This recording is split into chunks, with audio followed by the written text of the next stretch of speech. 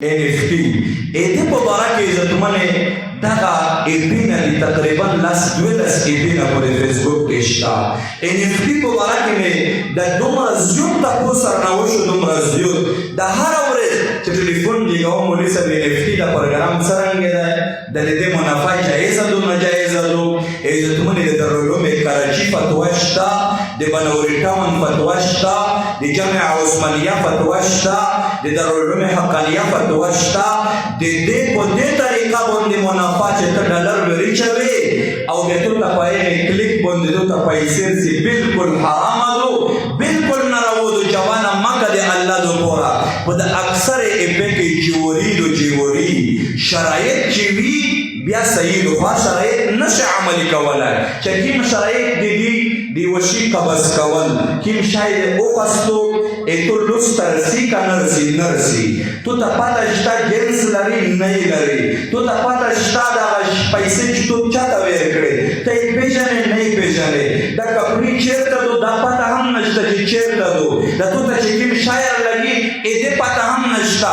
نو په بیع کې خو یو صورت هم دا ټیک نه دی چې په کوم صورت زه لګیا یم. علما تشریف فرمایي عزتمنې په سود په جوړۍ مخالک لګیا دي او رسول الله مبارک فرمایي د قیامت په آخر وخت کې په آخري وخت کې هر غریب ته به سود پیسې ورسیږي. دا به د یهود میشن وي، یهود د متو هر غریب ته د سود پیسې رسوي، د جوړۍ پیسې رسوي. ویلې امې چې کله ګډې ته لوړې شي بیا دعا نه قبلېږي. د نن چې مسلمان مغلوب دی غلیبېږي نه. متو اصل قوت دعا دو، د مسلمان اصل قوت حلال روزي دو. او چې کله مسلمان د حرام نه ډکوي الله فتح نه ورکوي د کس ته دې ته الله غلبه نه ورکوي. دا ټیپک میپک دا خو صرف څه د اسباب دي. علما مستي عقاید کتابې لیکلي دي مسلمان لپاره صرف د زیرو حیثیت لري. الله دې دې نه چي اگر چې دنیا دارالاسباب دو خو په د سبب کې اصل الله تعالی کمال چولای دی. نو متو د عزتمنې په چارو کای NFT دي کنه را دي نه مختلف ایپینا دي دا به ان شاء الله ډیلیټ کوو کنه ډیلیټ کوو او کنه ډیلیټ کوي تو د پته دو الله اعلان جنگ کړی د سودخور انسان سره. الله اعلان جنگ کړی دی و هغه کس چې سودخور وي د دومره سخترین ګناه ده لکه یو سړی په کورډاو ولده بیا د بي معاف وي لکه د خپل عادت سره چې په حرمین کې یو سړی زنا کوي د هغې نه هم سخترین ګناه ده.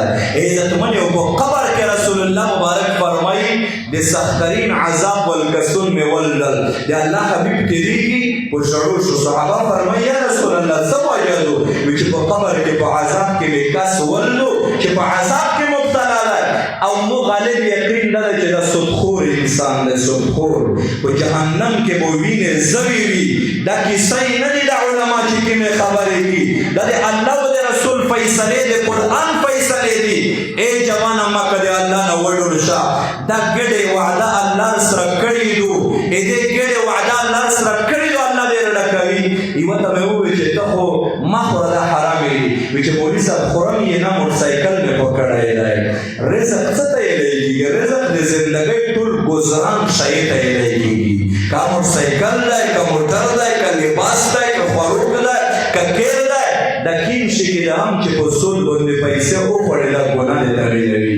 که ته موټرسایکل وکړو که بل دې وکړو انشاءالله دا عمل به نه کړو. الحمدلله داسې غیرتي خلک شته ډېر ګواه دي په دې باندې. یوه ورځ مې یو بل ځای کې بیان وکړو یو زمونږ روغلو سټیج ته هلته وویل چې مولوي صاحب 2,39,000 روپۍ مې په ایپ کې دي خو خدای قسم دو چې ویس یې ډیلیټ کوم دا پیسې زه بس ختموم. داسې ایماندارې خلک شته چې عذاب یې ورته معلوم شي د دې سود بیا هغه نه کړي خو ډېر داسې د ایمان کمزوري وي. ای جوانه عذاب قبر حقیقت ته یوه ورځ راون دی. الله اعلان جنګ کړی دی و د مرګ نه مخکې دا څلوېښت کسون په کې یو سودخور دی چې الله به په خپل عذاب کې ګرفت کړي الله به ذلیلوي دغه کس او زمانې باندې دا پیسې خورې. جوانا ای مشره په زمانې د پیسې وخوړې ده، په زمانې د وجود د حرام نه جوړ شو.